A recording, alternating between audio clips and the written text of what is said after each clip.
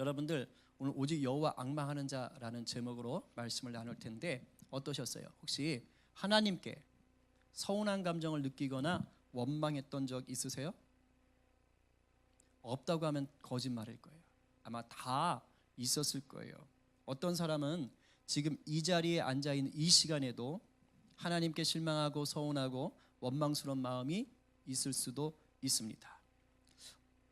어떨 때 이렇게 하나님이 원망스럽고 또 멀리 계신 것 같으세요? 주로 언제 그렇습니까? 보통은 그래요. 보통은 언제 그러냐면 그냥 삶이 너무 팍팍할 때, 일이 너무 벅찰 때, 그럴 때 그냥 하나님을 향해 한탄하는 소리가 나와요. 마음도 몸도 좀 여유 있어서 하나님하고 좀 이렇게 교제하고 싶고 마음 놓고 예배도 좀 하고 싶은데 막 그럴 짬이 안 나오면요 몸이 지쳐요. 그리고 하나님이 좀 서운해집니다. 하나님이 지금 나를 도와주는 게 맞나 이런 의심이 들어요.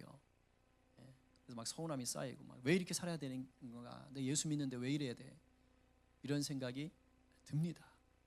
너무 삶이 팍팍해 하면 그렇게 돼요. 또 주님을 위한 일을, 또 주님의 나라를 위한 일을 마음으로 열심을 했는데, 내 마음 다해서 열심을 했는데, 교회 일이겠지요.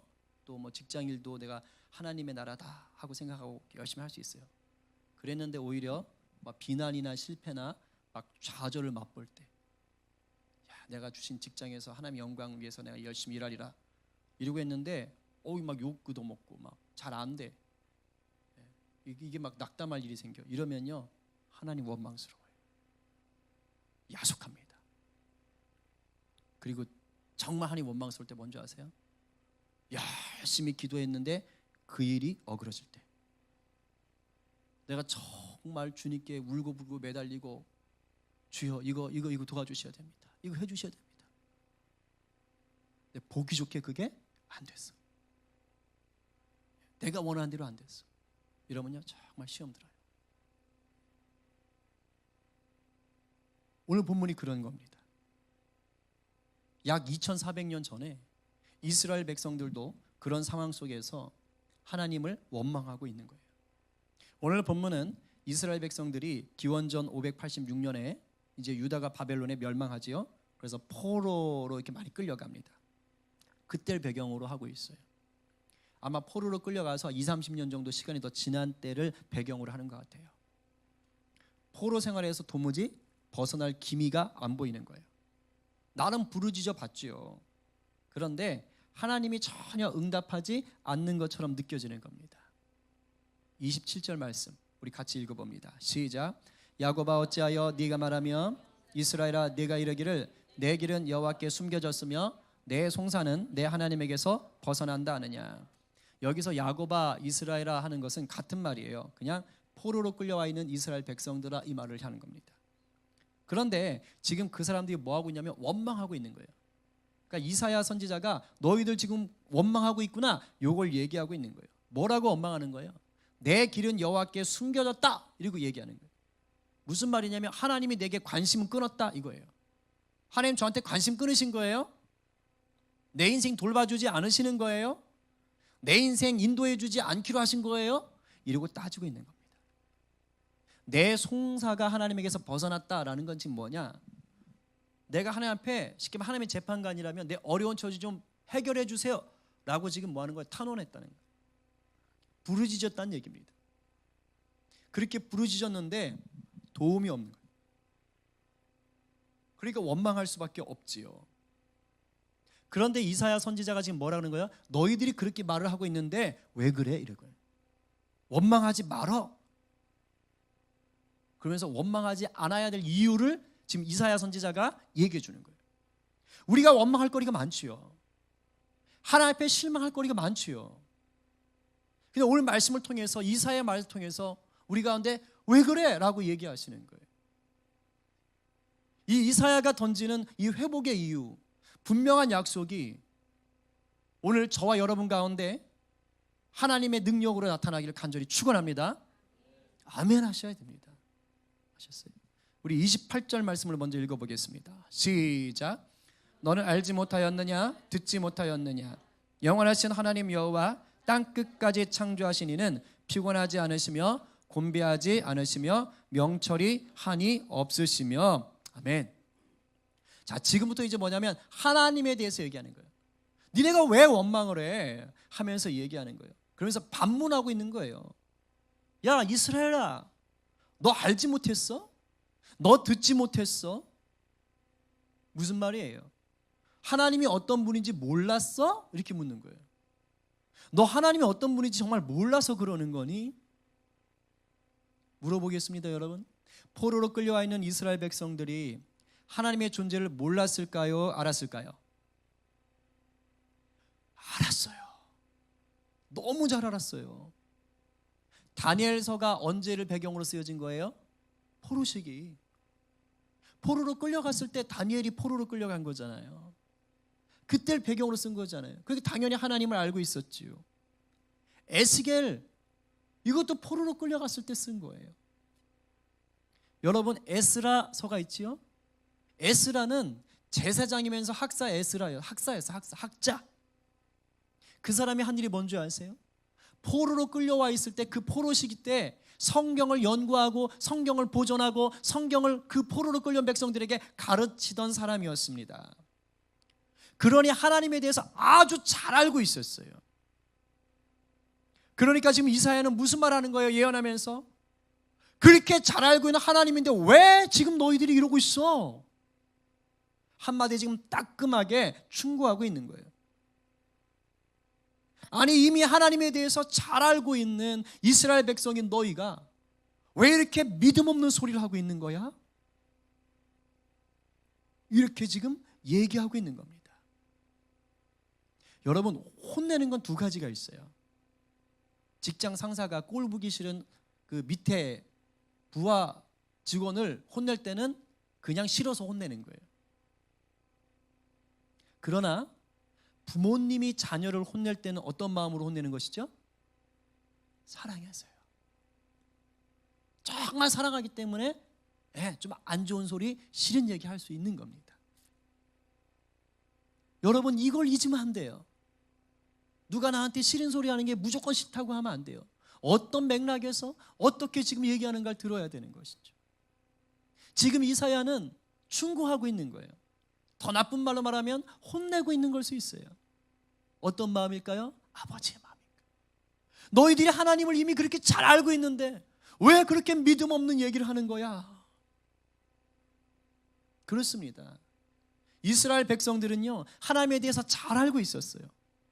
문제는 뭘까요? 아는 것이 온전한 믿음으로 굳게 서지를 못하고 있더라, 이 말입니다. 우리의 모습은 이와 같지 않은지 돌아봐야 돼요. 특히 지금처럼 고통을 당할 때가 더욱 그렇습니다. 우리가요, 이 본문에서 이스라엘을 정죄할 필요가 없어요. 저와 여러분의 삶이 어려워질 때 어떡합니까? 우리도 하나님 다 알잖아요. 그런데 내 삶에 고통이 오고 어려움이 닥칠 때 이 이스라엘 백성들하고 똑같지 않습니까? 하나님 의심하고 하나님 원망하고 하나님 거역하고 그렇게 똑같이 살아가고 있지는 않습니까? 삶이 평탄할 때는 내 믿음의 순도를 제대로 알 수가 없습니다.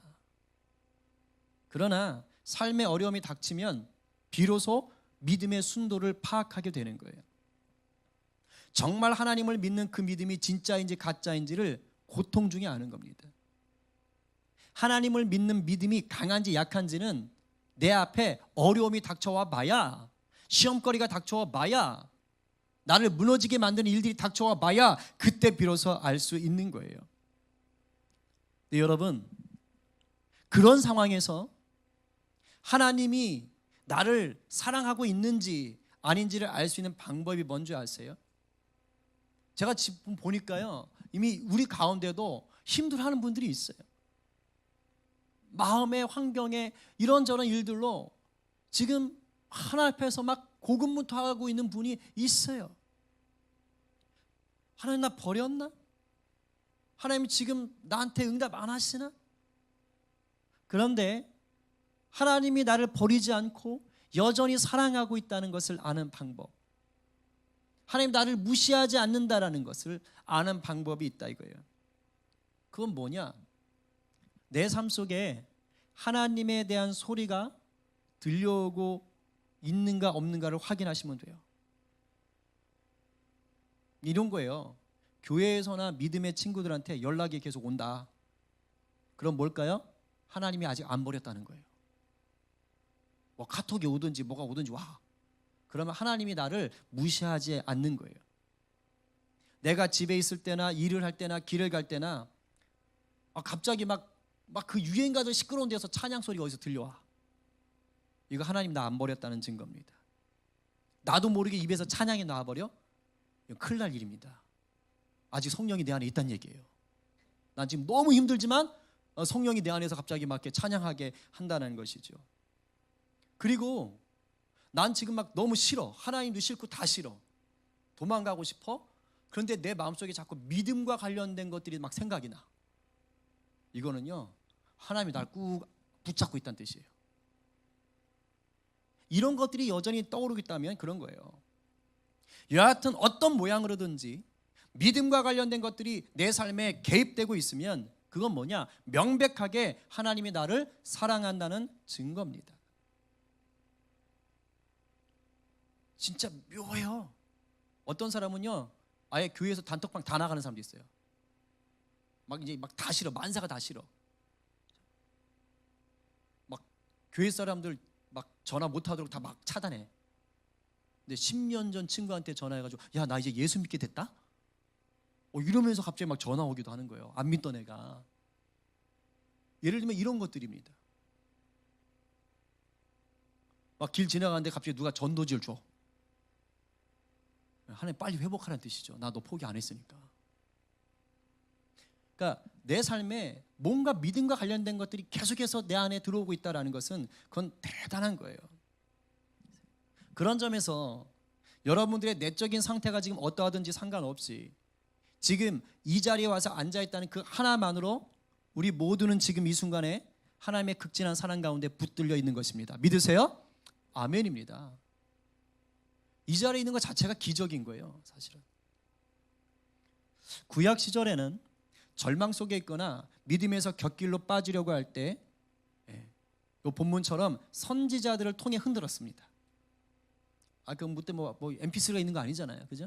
그냥 선지자를 통해 대언하게 하는 거예요. 이사야나 예레미야 같은 선지자를 보내가지고 막 정신을 차리게 하는 겁니다.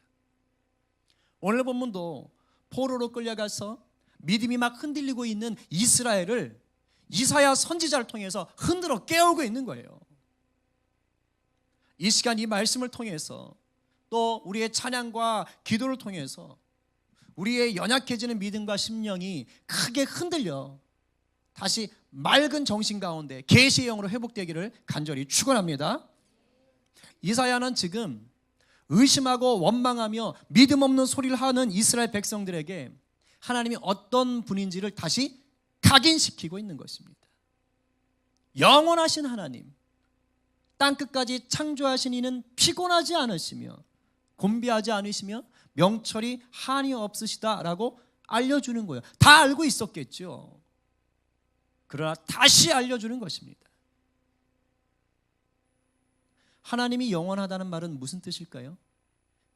그것은요, 하나님은 시간의 간섭을 받지 않는다라는 거죠. 영원은 시간의 개념이 아닙니다. 뭐 계속해서 시간이 흘러가면 영원까지 가겠지, 이 개념이 아니에요. 시간 바깥의 것이에요. 근데 우리는 이해를 못하니까 그냥 시간의 흐름으로 보는 것이지 영원은 시간의 개념이 아니에요. 그래서 하나님이 우리의 과거도 하시고 현재도 하시고 미래도 하시는 거예요. 왜? 시간 속에 계신 게 아니니까. 영원에서 우리를 바라보고 있는 거예요. 동시에 시간을 뛰어넘는 것이죠. 이 말이 뭘까요? 왜 하나님은 영원하다라고 이사야가 얘기했을까요? 그것은 나의 어려운 상황을 지켜보지 못한 때가 없었다, 이 말이에요. 하나님의 시선은 나의 과거와 현재와 미래 모든 것을 같이 보고 계세요. 하나님 나를 늘 보고 계셨다, 이 말하고 있는 겁니다. 그러니 네 길이 하나님에게서 숨겨진 적은 단 한 번도 없어, 이 말하는 거예요. 내 길이 하나님께 숨겨졌다고 얘기하지만 아니야 라고 얘기하는 것입니다. 그리고 땅끝까지 창조하신 여호와라고 얘기해요. 여러분, 그냥 창조주 여호와라고 해도 돼요. 그런데 왜 땅끝까지라는 말을 넣어서 강조했을까요? 왜 그럴까요? 이사야의 의도는 이거예요. 너가 지금 벼랑 끝에 서 있다고? 네가 지금 절벽 끝까지 밀려났다고? 네 인생 땅 끝에 있다고? 걱정하지 마. 땅 끝까지 창조하신 하나님 거기도 계셔. 그 말하는 겁니다. 하나님이 땅 끝까지 너와 함께 하고 있다는 것을 이사야가 다시 말해주고 있는 거예요. 네가 어디에 있든지 바로 그 자리에 하나님이 같이 있다. 그런데 그 하나님이 어떤 분이라고요? 피곤하지도 곤비하지도 않다 이 말입니다. 반대로 지금 이스라엘은 어때요? 몹시 피곤하고 몹시 곤비하죠. 오늘 이 본문 27절부터 31절까지 보세요. 계속 피곤 곤비가 계속 나와요. 계속 나오는 거예요. 서로 대비되는 것입니다. 생각해 보세요. 2400년 전에 포로로 끌려간 사람들의 생활이 어떨 것 같아요? 보나마나죠. 얼마나 피곤하고 비참하겠어요. 여기에서 피곤하다라는 말 속에는 지치다 그리고 쇠약해지다 이 뜻이 있어요. 그러니까 단순히 피곤한 게 아니고 지치고 지쳐서 내 마음과 내 육신이 쇠약해져 있는 거예요. 거기까지 지금 떨어져 있는 거예요. 곤비하다라는 말 속에는 똑같은 피곤하다라는 말도 있지만요, 실증이 나버렸다 이 뜻도 있어요. 너무 물려버린 거야. 이렇게 사는 게 너무 고통스러우니까 이제 다 때려치고 싶어. 지금 그런 처지에 있는 겁니다. 이 이스라엘 백성들이 지금 그런 처지에 있는 거예요. 노예 생활에 실증이 난 거예요. 마음이 상하고 무기력하고 죽지 못해 살고 있는 거예요. 그러나 하나님은 어떻다고요? 피곤함도 곤비함도 없다. 달리 말하면 전능하신 그분께서 너를 늘 지켜보시고 너와 늘 함께 하신다. 그런데 그분이 명철이 한이 없다라고 얘기합니다. 나를 이해하지 못하는 게 없는 분, 내 마음 내 상황을 이미 다 아시는 분. 왜요? 우리를 창조하셨으니까. 나보다 나를 더 잘 아시니까. 여기에서 딱 보니까 대머리는 없으시죠? 가발 쓴 분 없죠? 네. 대머리는 자기 머리카락 셀 수 있으니까. 그죠? 네. 여기서 자기 머리카락이 몇 개인지 셀 수 있는 분. 네. 그래서 아마 제가 제일 없어질 거. 제가 제일 이렇게 앞에 지금 가리고 있는 건데. 그죠? 셀 수 있는 분 있습니까? 없지요. 하나님은 세세요. 우리 예수님께서 마태복음 10장 30절에서 그렇게 말씀하세요. 하나님께서 우리의 머리털까지 다 세신 바 되셨다. 창조주 하나님이 능히 그런다는 거예요. 어떤 표현인 줄 아세요 이게? 내가 너보다 널 더 잘 알아 이 뜻이. 그래서 이 명철이라는 단어 히브리어는요 테부나라고 그래요. 이 말 속에 무슨 뜻이냐면 깊은 생각이란 뜻이 있어요. 깊은 생각. 하나님이 명철이 한이 없다라고 말할 때는 당장 내 생각에는 내게 왜 이런 일이 생기는지, 왜 이렇게 인생이 꼬이고 있는지, 왜 이렇게 슬럼프가 긴지 그 연문을 알 수가 없어요.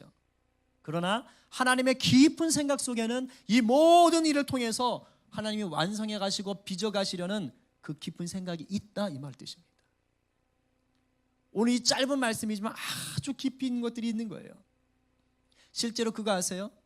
나에게 닥친 이 절망스러운 상황들 있잖아요.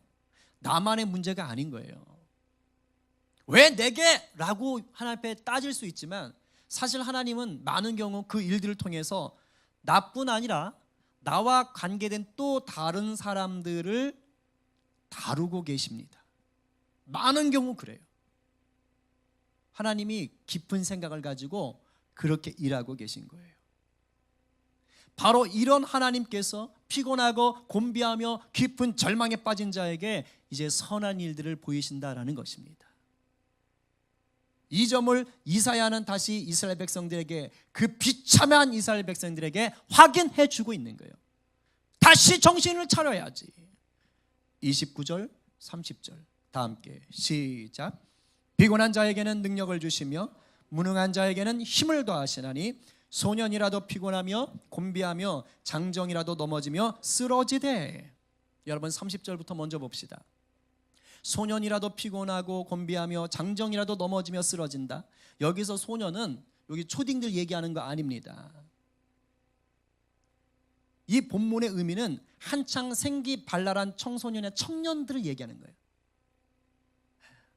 하루 종일 축구 차고 또 찰 수 있는 아이들, 준호 같은 애들, 그죠? 밤새도록 게임했는데 아침에 또 게임할 수 있는 도연이 같은 아이들. 그죠? 지금 좀 피곤한 거니? 아니면 다 듣고 있어요. 도연이는 겸손하기 때문에 항상 주제 앞에 고개를 숙이고 말씀을 듣는 그런 거룩한 습관이 있는 아이예요. 여기서 소년은 그런 뜻입니다. 장정은 누구냐? 체력에 있어서 가장 완성된 상태를 얘기하는 거예요. 가장 폭발력이 강할 때, 인생 꺾어지기 딱 직전까지 완전 하이라이트. 그게 지금 장정입니다. 그러면 소년과 장정을 통해서 얘기하고자 하는 것이 무엇이냐? 바로 이거예요. 우리가 생각할 수 있는 최상의 상태를 얘기하는 겁니다. 우리 삶 속에서 우리가 경험할 수 있는 최상의 상태. 예를 들면 우리 학생들은 내가 원하는 대학에 들어갔을 때, 또는 우리 청년들은 내가 원하는 직장에 들어갔을 때, 우리 사업하시는 분들 사업이 승승장구 대박칠 때, 막 돈을 긁어 모으고 있을 때, 우리 직장 생활하시는 분들 승진을 거듭하고 있을 때, 내년에 사장이 예약되어 있을 때, 뭐 학교에서 직장에서 인정받을 때, 막 주문이 폭주할 때, 1호3개 교회를 넘어섰을 때, 인터넷 업체 예약, 그죠? 1530개 이럴 때, 전 세계에서 오브 디자인에 막 주문이 밀려오기 시작할 때, 막 이럴 때, 내 자녀들이 아무 문제 없이 잘 자라줄 때, 이럴 때요. 전혀 문제가 없어 보일 때를 얘기하는 거예요. 그런데 성경은 뭐라 그래요? 소년이라도, 그 다음에 장년이라도 어떻게 된다고요? 피곤하고 넘어진다. 그렇게 잘 나갈 때에도 넘어질 때 있다는 거예요. 비틀거릴 때가 있다는 것입니다. 이게 세상의 원리다 이 뜻이에요. 언제나 잘 나갈 수 없다는 얘기예요. 이건 예수를 믿든지 안 믿든지 아무 상관없습니다. 세상 일이 그렇다라는 것입니다. 세상 사람 누구나 이런 일을 경험하며 피곤하며 실직 날 때가 있다는 거예요. 슬럼프에 빠질 때가 있다는 거예요. 마음에 답답한 일 생길 때가 있다는 거예요. 중요한 건 뭐예요? 계속 무너져 있거나 완전히 절망해 있지 않는 겁니다. 무너졌지만, 절망했지만 다시 일어날 힘과 능력을 얻는 것이에요. 그런데 오늘 성경은 이렇게 얘기하는 거예요. 그 힘과 능력은 네 스스로에게서 나오지를 않는다. 여러분, 내 스스로 만들어낼 수 있는 힘과 능력이라면 왜 낙담하겠어요? 왜 슬럼프에 빠지고 왜 만성 피로와 우울증에 빠지겠습니까? 내가 이겨내면 되는데. 결국엔 내 힘으로 안 되는 거예요. 밖으로부터 나를 일으킬 힘과 능력이 부어져야 되는 것이죠. 오늘 본문은 그 회복의 힘과 능력을 누가 주신다고 얘기합니까? 바로 하나님, 여호와 하나님이 주신다는 거예요. 아멘이세요? 아멘입니다. 그런데 이 힘과 능력을 누리기 위해서는요, 조건이 하나 있어요. 이건 구원의 조건, 그런 게 아닙니다. 믿는다라는 걸 전제하고 있는 거예요. 믿어도 낭망할 수 있으니까, 넘어질 수 있으니까. 근데 다시 힘과 능력을 입을 수 있는 조건이 있더라는 거예요. 이 조건은 아주 쉬워요. 하나님이 뭐 1억을 갖다 바쳐라 그런 얘기하지 않습니다. 네 피를 1리터 헌혈해라 이런 얘기하지 않습니다. 교회 축대를 다시 쌓아라, 노동을 해라 이런 거 얘기하지 않습니다. 뭐라고 얘기하시느냐? 31절 다 함께 시작. 오직 여호와를 앙망하는 자는 새 힘을 얻으리니 독수리가 날개치며 올라감 같을 것이요 다른 박질하여도 곤비하지 아니하겠고 걸어가도 피곤하지 아니하리로다. 아멘. 아멘. 아멘. 절망한 내 인생이 대반전을 경험하는 유일한 길은 뭐냐? 오직 여호와만 앙망하기예요. 오직의 방점이 있어요. 오직, 오직, 오직. 다른 길은 없다 이 말입니다. 세상의 그 어떤 것도 진정한 위로와 회복을 줄 수 없다. 나를 창조하신 하나님만이 나를 새롭게 하실 수 있다. 그렇기 때문에 우리가 하나님을 앙망할 때 비로소 힘과 능력을 누릴 수 있어요. 아마 우리 학생들은 앙망하다는 뜻을 모를 겁니다. 이 한자어가 히브리어로는 뭐냐? 카와라 그래요. 카와. 그런데 이 카와라는 말 속엔 기다리다, 기대하다, 소망하다 이런 뜻이 있어요. 물론 바라보다라는 뜻도 있죠. 쳐다보다. 그게 기본 뜻이 있죠.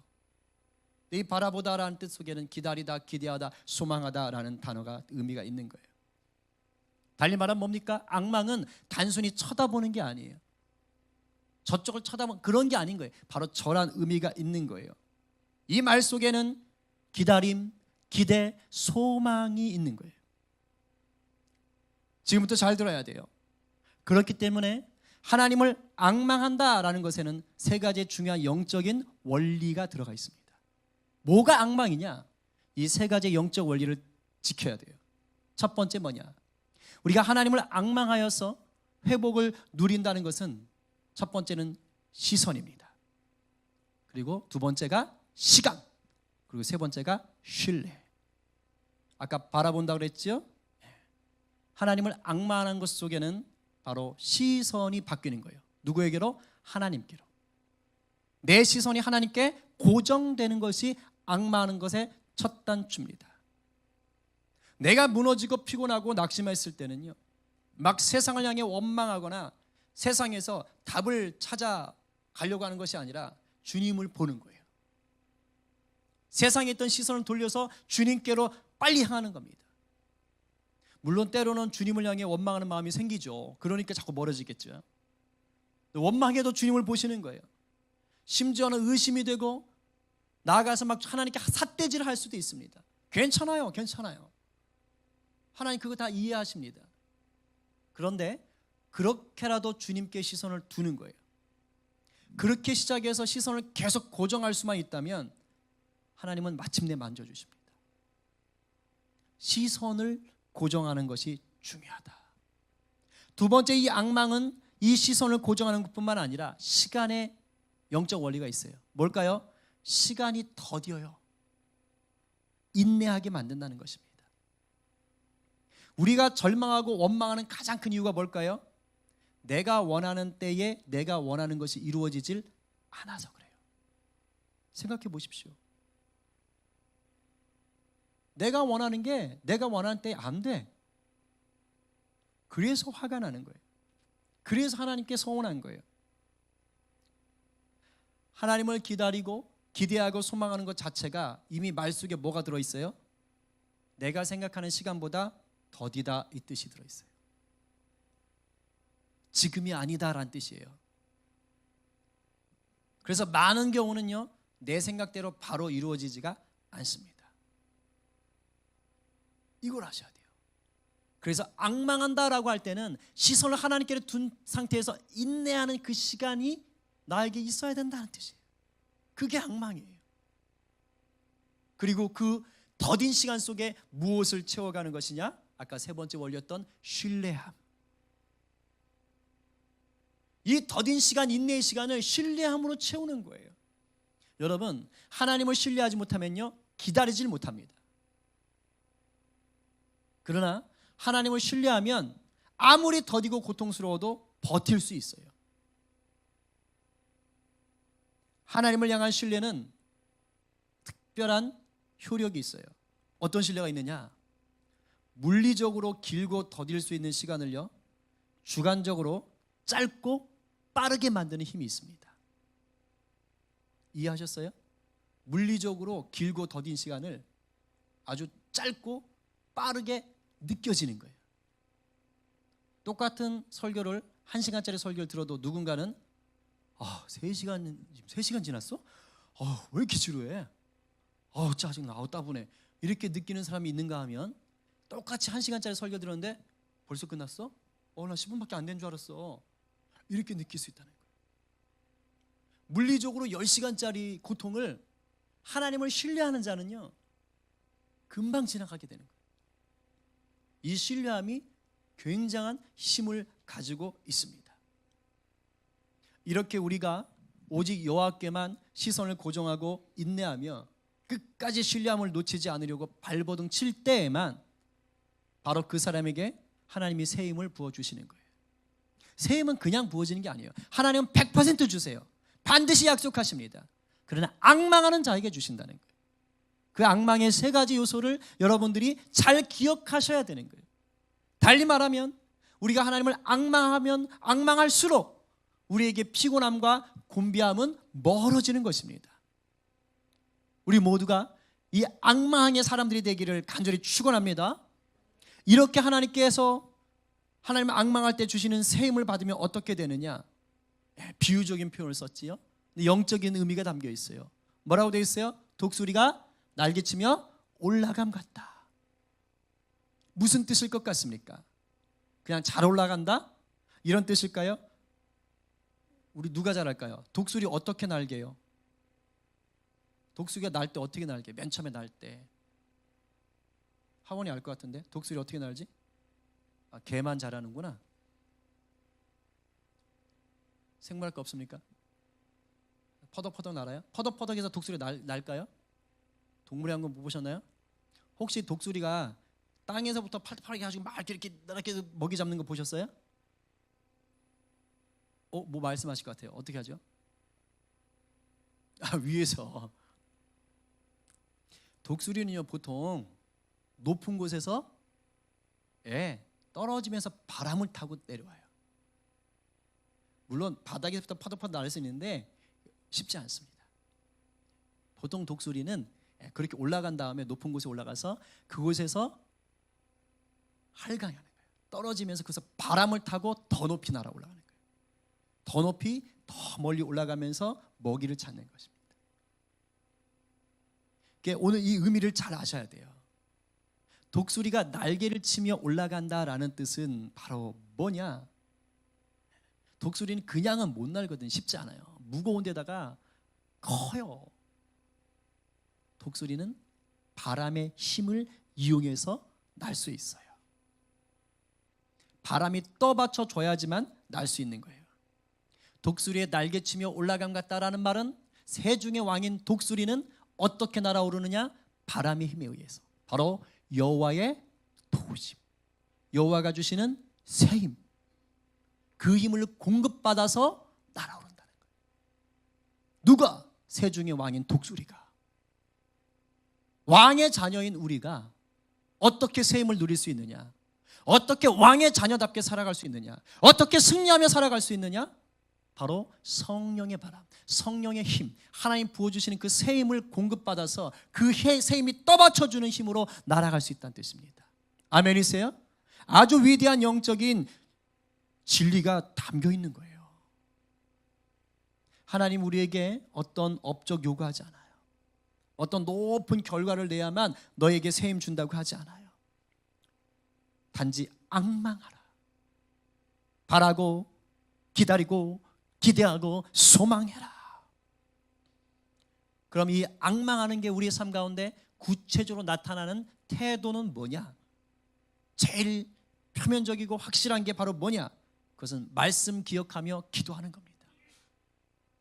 이게 앙망할 수 있게 만드는 힘이에요. 이렇게 나와서 예배하며 찬양하는 것입니다. 힘들고 무너질수록 더 그러는 거예요. 물론 이렇게 공예배에 나오면 제일 좋지요. 그러나 때로는 정말 집 밖에 나가기 싫을 때도 있어요. 그럴 땐 문 걸어 잠그고 예배하는 것입니다. 근데 정말 좋은 건 뭔지 아세요? 기도하고 있는 자리, 예배하고 있는 자리에 나오는 거예요. 죽기 살기로 매달리는 것입니다. 그게 앙망함의 구체적인 예예요.